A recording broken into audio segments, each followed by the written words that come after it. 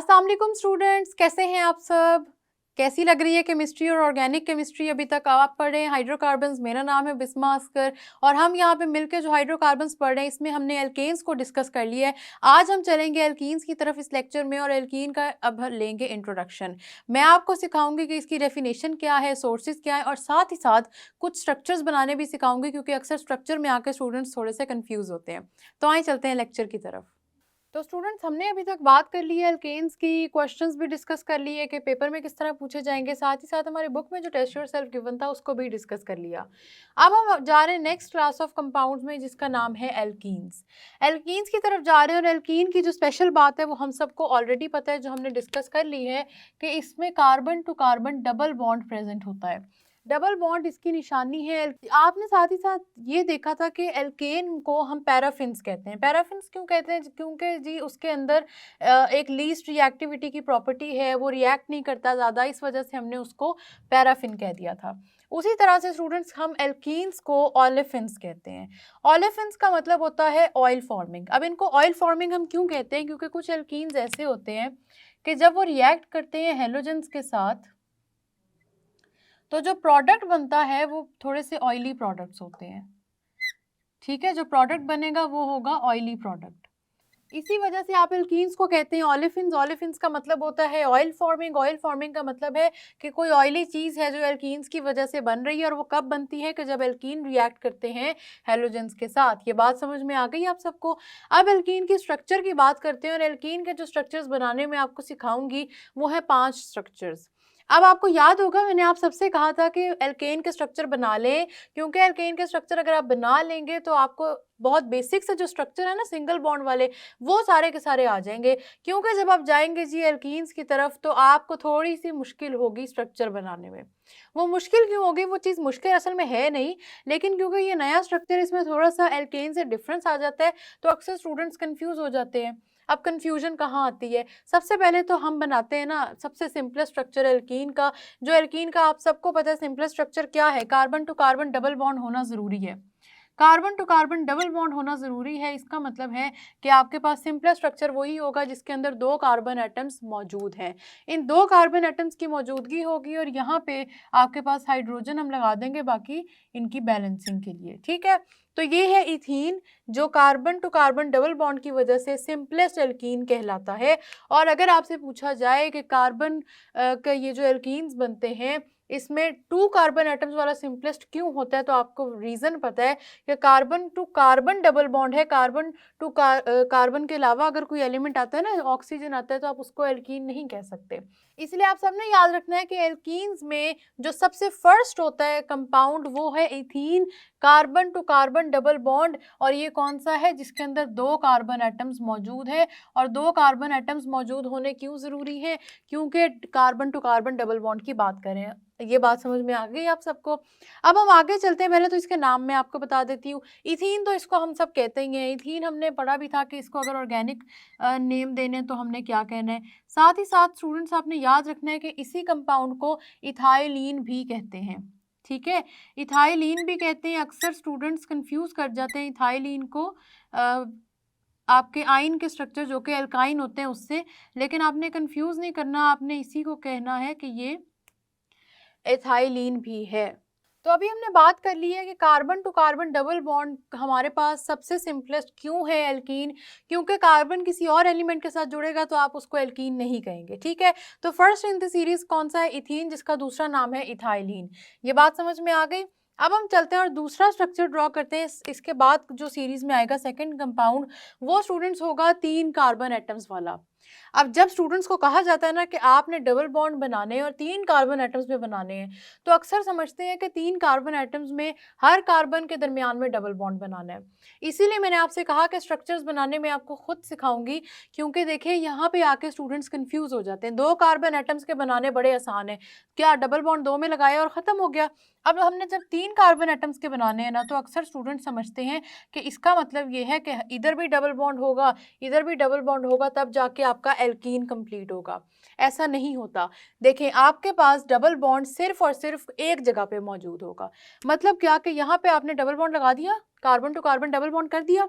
अब अगला कार्बन और ये जो सेकंड और थर्ड कार्बन है, इनके दरमियान में वैसे तो सिंगल बॉन्ड है, लेकिन अभी भी ये पूरा का पूरा कंपाउंड एल्कीन ही कहलाएगा। क्यों? क्योंकि इसके अंदर डबल बॉन्ड आ तो गया। ठीक है, समझ में आ रही है ये बात कि आपके जब carbon to carbon double bond अगर एक भी प्रेजेंट है ना पूरे कंपाउंड में, तब भी आप उस पूरे के पूरे स्ट्रक्चर को एल्कीन ही कहेंगे, क्योंकि उसके अंदर डबल बॉन्ड की मौजूदगी हो गई है। तो जब हमने फर्दर स्ट्रक्चर्स बनाने हैं स्टूडेंट्स, तो हमने याद रखना है कि सिर्फ एक मतलब सिर्फ दो कार्बन होंगे जिनके दरमियान हमें डबल बॉन्ड बनाना है, बाकी कार्बन के दरमियान में डबल बॉन्ड्स बनाने की आपको ज़रूरत नहीं है। ठीक है, तो इस तरह से इनके दरमियान में डबल बॉन्ड बन जाएगा। और इसके अब वैलेंसी बैलेंस कर लेते हैं। यहाँ पे दो बॉन्ड्स ऑलरेडी प्रेजेंट है, यहाँ पे दो हाइड्रोजन लग जाएंगे। तीन बॉन्ड्स हैं तो यहाँ एक हाइड्रोजन लगेगा और यहाँ पे तीन हाइड्रोजन। ठीक है, समझ में आ गया कि अगर कार्बन नंबर 2 से बढ़ जाता है, 3 पे चला जाता है, डबल बॉन्ड कैसे डालने हैं। डबल बॉन्ड आपने हर कार्बन के दरमियान में नहीं डालना, सिर्फ एक कार्बन के दरमियान में डालना है। वो हमने डाल दिया और इसको हम कहेंगे प्रोपीन। ठीक है, और दूसरा नाम इसी का जो हम रख सकते हैं वो है प्रोपाइलीन। ये बात समझ में आ रही है? ये वाले नाम ना, जो प्रोपाइलीन जिस तरह मैं नाम लिख रही हूँ, इथाइलीन लिखा है, इनको आपने एल्काइन के साथ कंफ्यूज नहीं करना, क्योंकि इनकी प्रोनाउंसिएशन थोड़ी सी एल्काइन जैसी आती है, इसलिए अक्सर स्टूडेंट समझते हैं कि इथाइलीन और प्रोपाइलीन एल्काइंस के नेम है। आपने कंफ्यूज नहीं करना इनको, ये है इथीन की नामी, एल्कीन के नामी, लेकिन इनके अंदर थोड़ा सा इनको लिखने का तरीका डिफरेंट है। मैंने आपको पहले भी बताया कि हर चीज़ में थोड़े से 2-3 कॉन्सेप्ट्स इन्वॉल्व होते हैं, क्योंकि डिफरेंट टाइम पे रिसर्चेज आती हैं। ठीक है, इथाइलीन और इथीन एल्कीन के ही नाम है, इथीन के दो नाम है। प्रोपीन और प्रोपाइलीन आपके पास दो नाम है प्रोपीन के, ये भी एल्कीन ही है। अब आगे चलते हैं, तो थर्ड इन द सीरीज कौन सा होगा हमारे पास, जिसके अंदर 4 कार्बन एटम्स मौजूद हैं। ठीक है, 4 कार्बन ड्रॉ करते हैं, carbon 1, carbon 2, carbon 3 and carbon 4। अब 4 कार्बन एटम्स ड्रॉ कर लिए, और इसमें से मैंने आपको बताया था कि सिर्फ एक कार्बन में डबल बॉन्ड होना ज़रूरी है, तो यहाँ पे मैं डबल बॉन्ड बना दूंगी। इस तरह से मेरे पास अब ये जो स्ट्रक्चर है ये एल्कीन बन गया। बेशक डबल बॉन्ड सिर्फ 2 कार्बन के दरमियान मौजूद है। ये बात समझ में आ गई कि ये एल्कीन बन गया है। ठीक है, तो बाकी कार्बन के वो single bonds as it is रहेंगे। ये बात आप सबको समझ में आ रही है कैसे हो रही है? अब इनके हम बॉन्ड्स कंप्लीट करते हैं। 2 कंप्लीट है, यहाँ पे 2 हाइड्रोजन लग जाएंगे। 3 कंप्लीट है, यहाँ 1 हाइड्रोजन लग जाएगा, यहाँ पे 2, और साथ ही साथ इधर 3 लग जाएंगे। ठीक है, ये बातें आपको समझ में आ रही है कि किस तरह से एल्कीन के स्ट्रक्चर ड्रॉ करने हैं। एल्कीन के स्ट्रक्चर स्टूडेंट्स बहुत इंपॉर्टेंट है, क्योंकि अक्सर कंफ्यूजन इनके स्ट्रक्चर्स में हो जाती है कि शायद डबल बॉन्ड अगर बनाने हैं तो सारे कार्बन एटम्स के दरमियान बनाने हैं। सारे कार्बन एटम्स के दरमियान आपका नहीं बनता डबल बॉन्ड, हमेशा डबल बॉन्ड आपका सिर्फ 2 कार्बन एटम्स के दरमियान। इसीलिए एथीन का स्ट्रक्चर बनाना सबको ईजी लगता है, लेकिन प्रोपीन, ब्यूटीन या आगे जितना भी कार्बन नंबर इंक्रीज होता जाए तो स्टूडेंट्स को लगता है कि मुश्किल है। ठीक है, यहाँ पे आपके माइंड में ये क्वेश्चन भी आएगा कि जब हमारे पास सिंपलेस्ट एल्केन था मीथेन, तो हमने उसका नाम मीथेन से शुरू किया, यहाँ हम इथीन से क्यों शुरू कर रहे हैं? तो आप सबको पता है कि ये हमारे पास जो मेथ, एथ, प्रॉप, ये जितने प्रीफिक्सेस हैं ये सारे इंडिकेट कर रहे होते हैं कि कार्बन एटम्स कितने हैं। ठीक है, तो ये क्योंकि कार्बन एटम्स की इंडिकेशन है और 1 कार्बन एटम एल्कीन में एग्जिस्ट नहीं कर सकता, इसीलिए हम मेथ का यूज़ प्रीफिक्स करते ही नहीं एल्कीन्स के लिए, क्योंकि एक कार्बन तो है ही नहीं। समझ में आ गया? अब नाम दे देते हैं इसको, नाम होगा इसका ब्यूटीन। अब इसको हम नाम दे रहे हैं स्टूडेंट्स और इसका नाम होगा ब्यूटीन, और ब्यूटीन के साथ साथ इसका जो दूसरा नाम होगा वो होगा ब्यूटाइलीन। ठीक है, फिक्र नहीं करनी कि 2 नाम हमारे हर कंपाउंड में नहीं है, सिर्फ ये हमारे पास ना 2-3 कंपाउंड्स में थे, मतलब ये समझिए ये लास्ट है। ठीक है, हर कंपाउंड में नहीं, ये हम इस तरह के नाम दे रहे कि ब्यूटाइलीन, इथाइलीन, प्रोपाइलीन, ये सिर्फ 3 में है। याद रखना है आपके फर्स्ट 3 एल्कीन्स के नाम 2 तरह से लिखे जाते हैं। वो 2 तरह से नाम किस तरह लिखे गए हैं? सबसे पहले इथीन का इथाइलीन लिख दिया, फिर प्रोपीन का प्रोपाइलीन लिख दिया, और एंड पे ब्यूटीन का ब्यूटाइलीन लिख दिया। तो ये बात आपको समझ में आ रही है हमने किस तरह से लिखी है? अब यहाँ पे क्या होगा कि फर्दर जब हम जाएंगे तो एक और मैं आपको ड्रॉ करके दिखा देती हूँ, बाकी सबके ड्रॉ करने आपको खुद आ गए हैं कि सिर्फ आपने 2 कार्बन के दरमियान में डबल बॉन्ड लगाना है, सबके दरमियान डबल बॉन्ड लगाने की जरूरत नहीं है। अब हम ड्रॉ करेंगे 5 कार्बन वाला, 3, 4 एंड 5। यहाँ पे आपने डबल बॉन्ड लगा देना है, बस ये अब आपका एल्कीन बन गया है। ठीक है, अब इसकी वैलेंसी पूरी करते हैं। CH2 यहाँ आ जाएगा, इस कार्बन के साथ CH आ जाएगा क्योंकि 3 बॉन्ड्स ऑलरेडी प्रेजेंट है। इधर CH2, यहाँ पे भी CH2 और यहाँ आ जाएगा CH3। ठीक है, इस तरह से आपके पास ये कंपाउंड हो गया कंप्लीट। इस स्ट्रक्चर को कहते हैं पेंटीन। ठीक है, पेंट का आपको ऑलरेडी पता है कि ये प्रीफिक्स हम यूज करते हैं जब भी हम बात कर रहे होते हैं 5 कार्बन एटम्स की, और साथ ही साथ ईन लगा देंगे टू रिप्रेजेंट कि ये एक एल्कीन है। ठीक है, इसको हम कह देते हैं पेंटीन। तो पेंटीन का स्ट्रक्चर तक ये हो गया। अब इसको पेंटाइलिन नहीं कहना हमने, ये जो इस तरह के सेकंड नेम्स थे वो सिर्फ ब्यूटाइलिन तक थे। इथाइलिन है, प्रोपाइलिन है, ब्यूटाइलिन है, आगे आपने पेंटीन के आगे हेक्सीन आ जाए, हेप्टीन आ जाए, जौन सा मर्जी आ जाए, बस अब आपने इसके बाद ये वाले नाम नहीं लिखने। लेकिन ये नाम मैंने आपको लिख के इससे बताया क्योंकि अक्सर स्टूडेंट्स इनकी प्रोनाउंसिएशन क्योंकि एल्काइन से मिलती जुलती होती है इसलिए कंफ्यूज कर जाते हैं इनको। आपने इसलिए कंफ्यूज नहीं करना, याद रखना है कि इथाइलिन इथीन ही का दूसरा नाम है, प्रोपाइलिन प्रोपीन का ही दूसरा नाम है, और ब्यूटाइलिन ब्यूटीन का ही दूसरा नाम है। साथ ही साथ आपका ना इसमें टास्क अब क्या है, टास्क ये स्टूडेंट्स के मैंने आपको एक तरह का टाइप ऑफ फार्मूला इनका लिख के दिखा दिए। हमने पढ़े थे 4 फार्मूले, मॉलिक्यूलर फार्मूला देखा हमने, स्ट्रक्चरल देखा, कंडेंस देखा और एंड पे डॉट एंड क्रॉस देखा। आपका टास्क ये है कि ये सारे के सारे फार्मूले एटलीस्ट आपने इन कंपाउंड्स के बनाने। इससे ज़्यादा कार्बन नंबर इंक्रीज हो जाए और दिल ना करे तो ना बनाइएगा, क्योंकि मैं आपकी मर्जी इसमें इसलिए सुन रही हूँ हमारी, क्योंकि बुक के मुताबिक सिर्फ पेंटीन तक का जिक्र है। तो इतने तो आपने ज़रूर बनाने। इससे आगे का अगर आप चाहें कि आपकी प्रैक्टिस हो जाए तो वो भी बना लीजिएगा। होगा क्या, आपने सिर्फ यही करना है कि 2 कार्बन एटम्स के दरमियान डबल बॉन्ड लगा देना है। अब समझ में आया कि क्यों हम बार बार कह रहे थे कि यहाँ पे एल्कीन का स्ट्रक्चर थोड़ा कंफ्यूजिंग होता है, क्योंकि स्टूडेंट समझते हैं हर carbon to carbon double bond लगाना है, लेकिन आपने हर carbon to carbon double bond नहीं लगाना। इतनी बात हो गई, अब बात कर लेते हैं हम कि सोर्सेज ऑफ एल्कीन क्या है। देखिए, सोर्सेज की बात भी हमारे पास बहुत इंपॉर्टेंट है। हम सोर्सेज की बात करते हैं और सोर्सेज में मैं आपको बताती हूँ कि कहाँ कहाँ ये प्रेजेंट है। सबसे पहले तो आप ये सोचें कि जब हमने ऑर्गेनिक केमिस्ट्री के सोर्सेज पढ़े हैं तो हमने कौन से सोर्सेज को ज़्यादा डिस्कस किया था।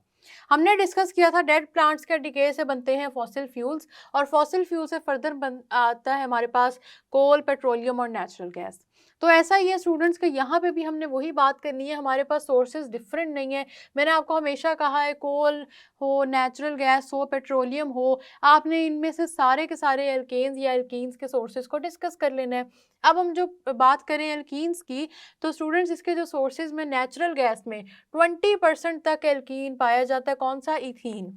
ठीक है, इथाइलिन या इथीन 20% तक प्रेजेंट होता है। नेचुरल गैस में 85% तो आप सबको पता है कि कौन सा प्रेजेंट है, मीथेन। ठीक है, लेकिन 20% आपके पास इथीन भी प्रेजेंट होता है नेचुरल गैस के अंदर।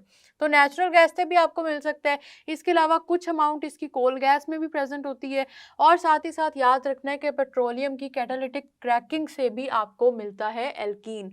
अब पेट्रोलियम की कैटालिटिक क्रैकिंग क्या चीज़ होती है? हमारे पास देखिए कॉन्सेप्ट था जिसमें हमने बात की थी कि पेट्रोलियम की भी फ्रैक्शनल डिस्टिलेशन होती है, और पेट्रोलियम की फ्रैक्शनल डिस्टिलेशन के बाद आपके पास कुछ ऑर्गेनिक कंपाउंड्स आते हैं। फ्रैक्शनल डिस्टिलेशन को हमने डिटेल में डिस्कस इसलिए नहीं किया था क्योंकि हमने बात की थी कि लास्ट चैप्टर में इससे बड़ी डिटेल अभी है। तो पेट्रोलियम की जो कैटालिटिक क्रैकिंग है ना, वो भी हम लास्ट चैप्टर में डिस्कस करेंगे, लेकिन मैं आपको ब्रीफली उसका बता देती हूँ कि उसमें होता क्या है। उसमें कैटालिटिक क्रैकिंग, ये इसके स्पेलिंग है कैटालिटिक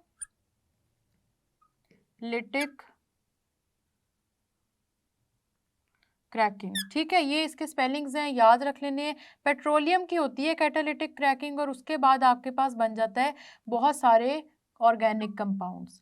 इसमें क्या होता है कि लार्ज नंबर जिनका ना बहुत मॉलिक्यूलर मास आता होता है, जिस तरह C17 का कंपाउंड है उसका ब्रेकडाउन होगा और वो होगा क्या? एल्केन होगा। ठीक है, लार्ज मॉलिक्यूलर मास वाला एल्केन होगा जिसको तोड़ा जाएगा। क्रैकिंग का मतलब वैसे भी आपको पता होगा, तोड़ना। तो लार्ज मॉलिक्यूलर मास का ऑर्गेनिक कंपाउंड है एल्केन, उसकी ब्रेकडाउन होगा स्मॉल मॉलिक्यूलर मास में, लो मॉलिक्यूलर मास में। ठीक है, तो रिजल्ट में आपके पास एल्केन भी आएगा और आपके पास एल्कीन भी आएगा। तो कैटालिटिक क्रैकिंग में क्या होगा, एक सिंपल सी एग्जांपल है, आपके पास C17H34। अब आप देख लें कि यहाँ पे कितना बड़ा ये कंपाउंड है। ठीक है ना, बड़ा कंपाउंड है, ठीक है, इसकी ब्रेकडाउन होगी। अब इसकी ब्रेकडाउन होगी तो आपके पास फर्दर जो कंपाउंड बनेंगे वो एल्केन्स भी होंगे, वो एल्कीन्स भी होंगे। डिटेल आपको यहाँ इससे नहीं बताई जा रही क्योंकि अभी हमने ये सारी चीज़ें पढ़नी है तो आपको ये ज़्यादा समझ में आ जाएंगी। ज़रूरी चीज़ें ये है कि सोर्सेज याद रख लेने, कोल गैस में भी प्रेजेंट होगी, ये कोल में भी है, ये साथ ही साथ आपके पास नेचुरल गैस में भी 20% तक प्रेजेंट होता है, और पेट्रोलियम से ये उसकी कैटालिटिक क्रैकिंग से निकाला जाता है। कैटालिटिक क्रैकिंग का क्या मतलब होता है कि बिगर ऑर्गेनिक कंपाउंड है जिसका मॉलिक्यूलर मास बहुत ज़्यादा है और उसको ब्रेक डाउन करके छोटे मॉलिक्यूलर मास ऑर्गेनिक कंपाउंड्स में कन्वर्ट किया जाएगा। Low molecular mass organic compound आपके पास एल्केन भी हो सकता है और एल्कीन भी हो सकता है, और एल्कीन होते हैं वही तो हम बात करें कि कैटालिटिक क्रैकिंग से हमें एल्कीन्स मिलते हैं। तो याद रखें ये पूरा कॉन्सेप्ट आपके लिए मैं दोबारा रिवाइज कर देती हूँ। एल्कीन्स हैं carbon to carbon double bond, और alkene carbon to carbon double bond को कहते हैं ओलेफिन्स। इनका जो सिंपलेस्ट कंपाउंड है वो है आपके पास ईथीन। तो ईथीन सिंपलेस्ट है, तो मुझे बताएं कि सबसे छोटे का मॉलिक्यूलर फॉर्मूला क्या होगा। इसका मॉलिक्यूलर फॉर्मूला वैसे हम इधर से भी देख सकते हैं लेकिन आपने याद भी रखना है कि C2H4 आपका सिंपलेस्ट एल्कीन का मॉलिक्यूलर फार्मूला है, ठीक है। ये C2H4 सिंपलेस्ट मॉलिक्यूलर फार्मूला का मतलब ये है कि सबसे छोटा, सबसे पहला in the series of alkenes is ethene और इथाइलिन, जिसका मॉलिक्यूलर फार्मूला है C2H4, ठीक है। C2H4 की बात कर ली, उसके बाद हमने बात की कि किस तरह इसके स्ट्रक्चर्स ड्रॉ करने हैं। कार्बन 2 एटम सिर्फ हों तो डबल बॉन्ड ड्रॉ करना बड़ा ईजी होता है क्योंकि हमें पता होता है कि carbon to carbon double bond draw करना है और हमारे पास ये स्ट्रक्चर हो जाएगा कंप्लीट। लेकिन साथ ही साथ अगर आपके पास डबल बॉन्ड्स बढ़ते जाएं, कार्बन एटम बढ़ते जाएं, तो किस तरह डबल बॉन्ड बनाने वो मुश्किल हो जाता है। वो मैंने आपको सिखा दिया, खुद भी प्रैक्टिस करें। सोर्सेज आपने देख लिया, और एक और बात आपने एल्कीन्स के बारे में याद रखनी है कि ये बहुत रिएक्टिव होते हैं। एल्केन तो आपके पास ज़्यादा रिएक्टिव नहीं थे ना, एल्कीन्स बहुत रिएक्टिव होते हैं। क्यों? क्योंकि मैंने आपको पहले भी बताया कि ये carbon to carbon double bond तोड़ा जा सकता है। ये carbon to carbon double bond टूटता है, इसमें नई चीज़ें आती हैं, और इसके बाद जो हम रिएक्शन जब हम पढ़ेंगे ना तब आपको पता लगेगा कि मैं क्या बात कर रही हूँ। लेकिन अभी के लिए आपने याद रखना है क्योंकि ये carbon to carbon double bond टूट सकता है, इस वजह से एल्कीन्स इस तरह नेचर में प्रेजेंट नहीं होते जिस तरह एल्केन होते हैं। एल्केन तो आपको बड़े आराम से फ्री इन नेचर मिल जाएंगे, एल्कीन्स आपको फ्री इन नेचर नहीं मिलेंगे। क्यों? क्योंकि एल्कीन रिएक्ट करेंगे, डबल बॉन्ड तोड़ेंगे और फिर रिएक्ट करने के बाद नए सब्सटेंसेस बना देंगे। तो इसीलिए alkenes are more reactive than alkanes, ये बात आप सबने याद रखनी है। और इसकी रिएक्टिविटी के अलावा आपने याद रख लेने इनके सोर्सेज, कोल है, नेचुरल गैस है, पेट्रोलियम है, वही वाली बातें हैं। सोर्सेज में रिएक्टिविटी की जो हमने बात कर दी है, इसके बाद तो रिएक्टिविटी में हम रिएक्शंस देखेंगे कि किस तरह के रिएक्शंस होते हैं और कैसे आपके पास एल्कीन इतना रिएक्टिव होता है। लेकिन रिएक्शंस यहाँ पे नहीं देखेंगे। मैं चाहती हूँ कि नेक्स्ट लेक्चर तक आप ये सारे के सारे स्ट्रक्चर्स दोबारा ड्रॉ करें, और इसके अलावा कोशिश करें कि 6 कार्बन एटम्स और 7 कार्बन एटम्स वाला भी ड्रॉ कर दें। मुश्किल तो नहीं है, आपने सिर्फ 2 कार्बन एटम्स के दरमियान में डबल बॉन्ड लगाना है और बाकी का बाकी स्ट्रक्चर एज इट इज़ आपने बना देना है सिंगल बॉन्ड्स के साथ, और हाइड्रोजन एटम्स ऐड कर देने हैं, ठीक है। आप इन सारे के सारे स्ट्रक्चर्स को ड्रॉ करें, ये आपका टास्क है। तो स्टूडेंट्स, जो मैंने आपको स्ट्रक्चर्स बनाने सिखाए ना, आपने उनको लाजमी प्रिपेयर करना है, दोबारा उनको लाजमी प्रैक्टिस करें, दोबारा बनाएं, 3-4 दफ़ा बनाएं, कोशिश करें कि कार्बन नंबर 5, 6, 7 के भी स्ट्रक्चर्स बना लें। बहुत ईजी सी चीज़ें, मुश्किल नहीं है। साथ ही साथ जो सोर्सेज पढ़ें और डेफिनेशन पढ़ी हैं, ये भी इंपॉर्टेंट चीज़ें हैं, पेपर में पूछी जाती हैं, इन सब पर भी फोकस दें आप सब। आप इन सब कॉन्सेप्ट्स को करें रिवाइज। हम मिलेंगे नेक्स्ट लेक्चर में, तब तक के लिए अल्लाह हाफिज़।